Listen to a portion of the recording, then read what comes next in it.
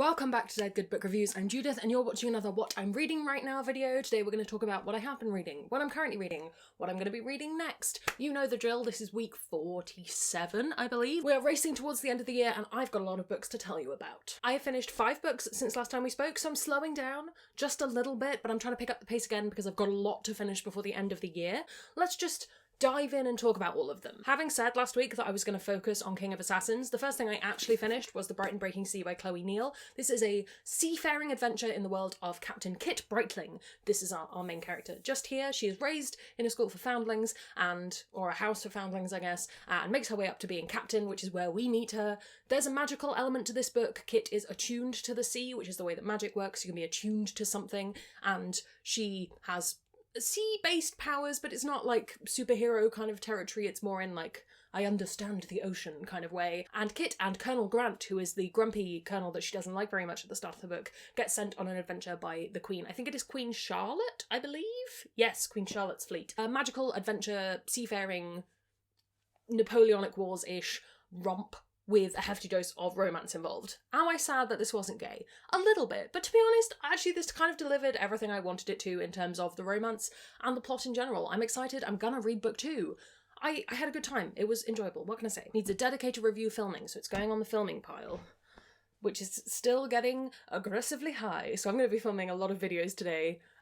So when you see this outfit multiple times where I'm wearing 3 jumpers at once, just know I filmed a whole bunch of videos and it was very cold. After that, I did finish King of Assassins. I'm now beginning to suspect maybe I did read these in the correct order and it's just that Storygraphers flipped them. Potentially. King of Assassins by R.J. Barker, the 3rd book in the Wounded Kingdom trilogy. I think this is my least favourite of the 3. I don't know if that's just that usual thing of sometimes I get to 3rd books and I'm a little bit burned out on the series. Maybe, I don't know. I just think that I didn't feel as strongly about this as I felt about books 1 and 2. And I think part of the problem is I really felt like our main character Gerton was really hung up on the events of book 1, despite many, many years having passed by this point.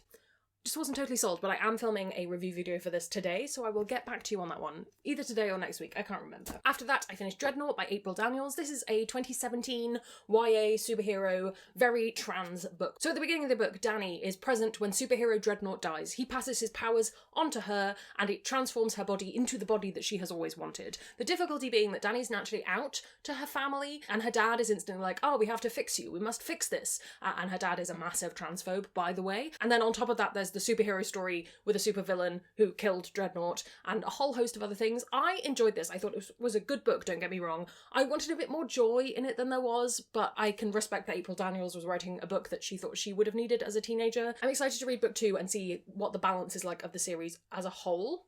I don't know. I liked it though. I do think this is worth reading. Just be aware that it's worth checking out the content warnings because there's a lot in here. On the film it pile, is it almost in frame?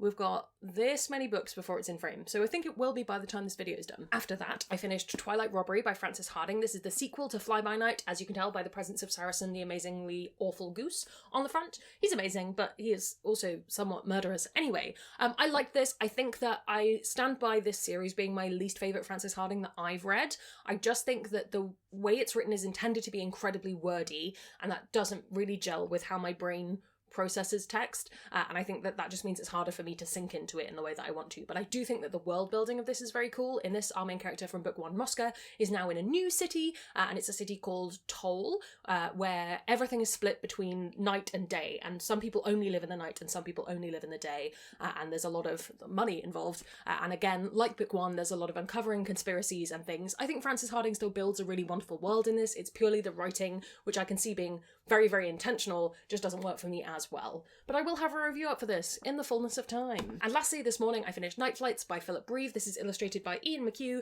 This is my placeholder in Overbooked for the entire Mortal Engines quartet, an additional series, the whole thing, because this is the only one that I own and I really do want to buy the rest of them in these covers because I think they're absolutely beautiful. I just really like the art style. I like this. I think this is a really good quick read. It's a nice little dip back into the world of Mortal Engines for me. I'm going to talk more about that in the Overbooked video, which will be coming, I think, in the new year, early 2023? Probably, so stay tuned for that because I'll talk about all the things then. It has made me want to do a reread of that entire series though, so we'll have to put that onto the wish list. Do I want to make a video that's my reread wish list for 2023? books I want to reread in the next 5 years, maybe? Something like that. I feel like there's something in there somewhere. That's everything I have read. Way of Kings is the audiobook I'm currently working on as part of my Brandon Sanderson project. I was kind of hoping I'd have finished it by today. I haven't quite. I've got... Come on, Audible, tell me. At the speed that I'm listing, I have 2 hours and 43 minutes left, which is about four long walks with the dog left. I think that's manageable. And also I've started knitting again, so I can listen to it while I knit. So I think I will be done with this by the end of the week as planned. I'm really liking it. I'd read this before. I'm having a good time. I think that there are elements of it that feel very slow, which I think is always going to be the case with a book this long. It's just very long. I'm interested to see when I finished the whole series whether bits of it will stick with me more because of later events. I don't know. We'll see. I've also just scratched the surface of starting Wildest Hunger by Laura Lasco. This is the 4th book in the Wild Investigations series. I love this series. I love a murder mystery. I'm really excited to read this. I've barely started it because I immediately had to put my Kindle on charge because it didn't have enough battery. But I will be prioritising that in the next few days. So, need to finish those two, and then this week also need to finish a reread of Serafina, which is going to be a great time, I just know it. I do have a hold on the audiobook in the library, but I don't think it will come in time, so I might just read this physically. I don't think it'll take very long.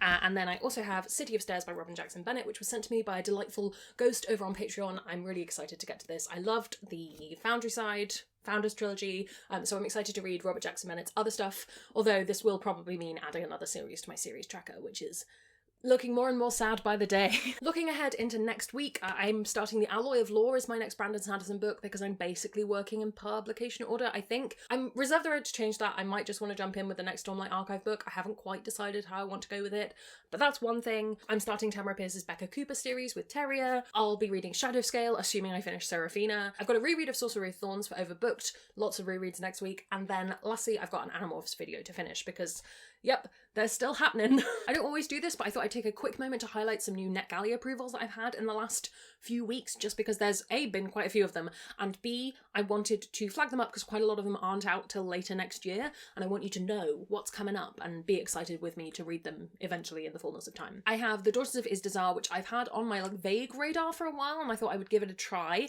I was initially going to wait and see what other people thought, but I think I'm just going to go for it and live my best life. I have Scarlet by Genevieve Cogman. I really liked the Invisible Library series. I haven't actually finished it. I've read the first couple. I would like to finish it, but this seemed interesting and I wanted to pick it up. A Venom Dark and Sweet is the sequel to A Magic Steeped in Poison, and I'm really, really excited to read that. You will know from my review that I really enjoyed that book. Will it be the YA second book slump? I don't know. We'll have to find out together. The Storm Beneath the Midnight Sun by Alexander Dan Wilhelmsen. This is I don't know if it's a sequel. I think it's a companion to Shadow of the Short Days, and I was planning on rereading Shadow of the Short Days anyway, so I thought this seemed like a good bet. I liked Shadow of the Short Days, I think. I remember liking it. Rereading it, finding out. It'll be great. And lastly, I got approved for Promises Stronger Than Darkness by Charlie Jane Anders. This is the 3rd book in her YA series, The Unstoppables. It might just be called Unstoppable or Unstoppables. I can't quite remember. I have plans to reread the first 2 and go into the 3rd one. I really like Charlie Jane Anders' writing. I've just accepted that even though I find it incredibly weird, I do enjoy it, so I'm excited to get to that. 2 new releases that I want to flag up for you this week. One is Children of Memory by Adrian Tchaikovsky. This is